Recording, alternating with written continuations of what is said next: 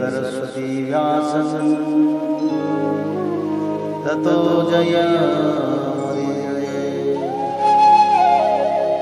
मूकं करोति वाचालं पंगुलंघयते यत्कृपातमहं वन्दे परमानन्दमाधवो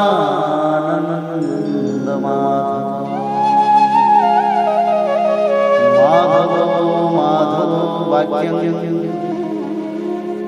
माधवो हरि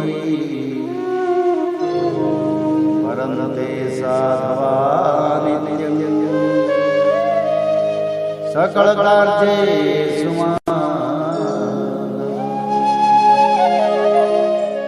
दशम स्कंद अथाष्टचत्वारिंशो अध्यायः। भगवान का कुब्जा और अक्रूर जी के घर जाना।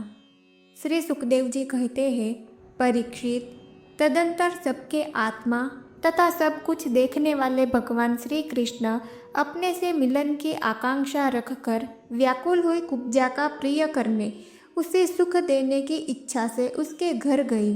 कुब्जा का घर बहुमूल्य सामग्रियों से संपन्न था। उसमें श्रृंगार रस का उद्दीपन करने वाली बहुत सी साधन सामग्री भी भरी हुई थी। मोती की झालरें और स्थान स्थान पर झंडियाँ भी लगी हुई थी।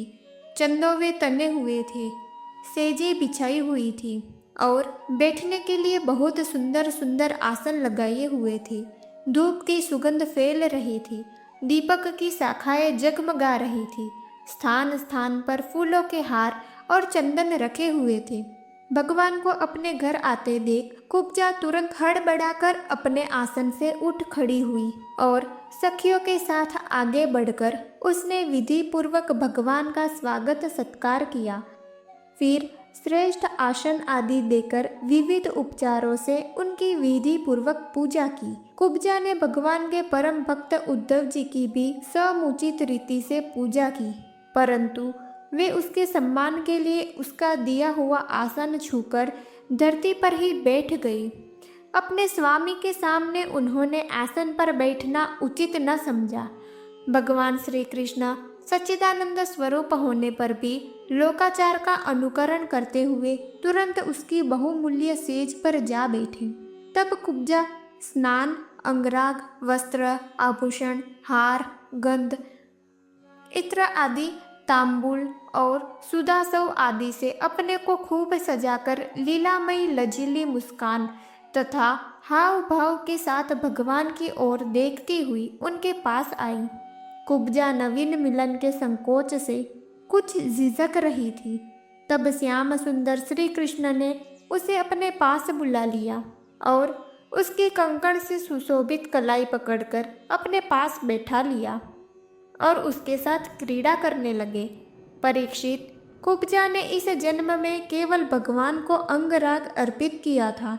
उसी एक शुभ कर्म के फल स्वरूप उसे ऐसा अनुपम अवसर मिला। कुब्जा भगवान श्री कृष्ण के चरणों को अपने काम संतप्त हृदय, वक्षस्थल और नेत्रों पर रखकर उनकी दिव्य सुगंध लेने लगी और इस प्रकार उसने अपने हृदय की सारी आदि व्याधि शांत कर ली। वक्षः स्थल से सटे हुए आनंद मूर्ति प्रियतम श्याम सुंदर का अपनी दोनों भुजाओं से गाढ़ आलिंगन करके कुब्जा ने दीर्घ काल से बढ़े हुए विरह ताप को शांत किया। परीक्षित, कुब्जा ने केवल अंगराग समर्पित किया था, उतने से ही उसे उन सर्वशक्तिमान भगवान की प्राप्ति हुई जो केवल्य मोक्ष के अधीश्वर है और जिनकी प्राप्ति अत्यंत कठिन है। परंतु उस दुर्भगा ने उन्हें प्राप्त करके भी व्रज गोपियों की भांति सेवा न मांगकर यही मांगा, प्रियतम, आप कुछ दिन यहीं रहकर मेरे साथ क्रीड़ा कीजिए, क्योंकि हे कमल नयन, मुझसे आपका साथ नहीं छोड़ा जाता। परीक्षित, भगवान श्री कृष्ण सबका मान रखने वाले और सर्वेश्वर है। उन्होंने अभीष्ट वर देकर उसकी पूजा स्वीकार की और फिर अपने प्यारे भक्त उद्धव जी के साथ अपने सर्व सम्मानित घर पर लौट आए। परीक्षित, भगवान ब्रह्मा आदि समस्त ईश्वरों के भी ईश्वर हैं। उनको प्रसन्न कर लेना भी जीव के लिए बहुत ही कठिन है। जो कोई उन्हें प्रसन्न करके उनसे विषय सुख मांगता है वह निश्चय ही दुर्बुद्धि है, क्योंकि वास्तव में विषय सुख अत्यंत तुच्छ नहीं के बराबर है। तदंतर एक दिन सर्वशक्तिमान भगवान श्री कृष्ण बलराम जी और उद्धव जी के साथ अक्रूर जी की अभिलाषा पूर्ण करने और उनसे कुछ काम लेने के लिए उनके घर गए। अक्रूर जी ने दूर से ही देख लिया कि हमारे परम बंधु मनुष्य लोक शिरोमणि भगवान श्री कृष्ण और बलराम जी आदि पधार रहे हैं। वे तुरंत उठकर आगे गए तथा आनंद से भरकर उनका अभिनंदन और आलिंगन किया। अक्रूर जी ने भगवान श्री कृष्ण और बलराम जी को नमस्कार किया तथा उद्धव जी के साथ उन दोनों भाइयों ने भी उन्हें नमस्कार किया। जब सब लोग आराम से आसनों पर बैठ गए तब अक्रूर जी उन लोगों की विधिवत पूजा करने लगी। परीक्षित, उन्होंने पहले भगवान के चरण धोकर चरणोदक सिर पर धारण किया और फिर अनेकों प्रकार की पूजा सामग्री, दिव्य वस्त्र, गंध, माला और श्रेष्ठ आभूषणों से उनका पूजन किया। सिर झुकाकर उन्हें प्रणाम किया और उनके चरणों को अपनी गोद में लेकर दबाने लगे। उसी समय उन्होंने विनयावनत होकर भगवान श्री कृष्ण और बलराम जी से कहा, भगवान, यह बड़े ही आनंद और सौभाग्य की बात है कि पापी कंस अपने अनुयायियों के साथ मारा गया। उसे मारकर आप दोनों ने यदुवंश को बहुत बड़े संकट से बचा लिया है तथा उन्नत और समृद्ध किया है। आप दोनों जगत के कारण और जगत रूप आदि पुरुष हैं। आपके अतिरिक्त और कोई वस्तु नहीं है, न कारण और न तो कार्य। परमात्मन, आपने ही अपनी शक्ति से इसकी रचना की है और आप ही अपनी काल, माया आदि शक्तियों से इसमें प्रविष्ट होकर जितनी भी वस्तुएं देखी और सुनी जाती है उनके रूप में प्रतीत हो रहे हैं। जैसे पृथ्वी आदि कारण तत्वों से ही उनके कार्य स्थावर जंगम शरीर बनते हैं, वे उनमें अनुप्रविष्ट से होकर अनेक रूपों में प्रतीत होते हैं, परंतु वास्तव में वे कारण रूप ही हैं। इसी प्रकार है तो केवल आप ही, परंतु अपने कार्य रूप जगत में स्वेच्छा से अनेक रूपों में प्रतीत होते हैं। यह भी आपकी एक लीला ही है। प्रभो, आप रजोगुण, सत्वगुण और तमोगुण रूप अपनी शक्तियों से क्रमशः जगत की रचना, पालन और संहार करते हैं, किंतु आप उन गुणों से अथवा उनके द्वारा होने वाले कर्मों से बंधन में नहीं पड़ते, क्योंकि आप शुद्ध ज्ञान स्वरूप है। ऐसी स्थिति में आपके लिए बंधन का कारण ही क्या हो सकता है? प्रभो, स्वयं आत्म वस्तु में स्थूल देह, सूक्ष्म देह आदि उपाधियां न होने के कारण न तो उसमें जन्म मृत्यु है और न किसी प्रकार का भेदभाव। यही कारण है कि न आप में बंधन है और न मोक्ष। आप में अपने अपने अभिप्राय के अनुसार बंधन या मोक्ष की जो कुछ कल्पना होती है उसका कारण केवल हमारा अविवेक ही है। आपने जगत के कल्याण के लिए यह सनातन वेद मार्ग प्रकट किया है।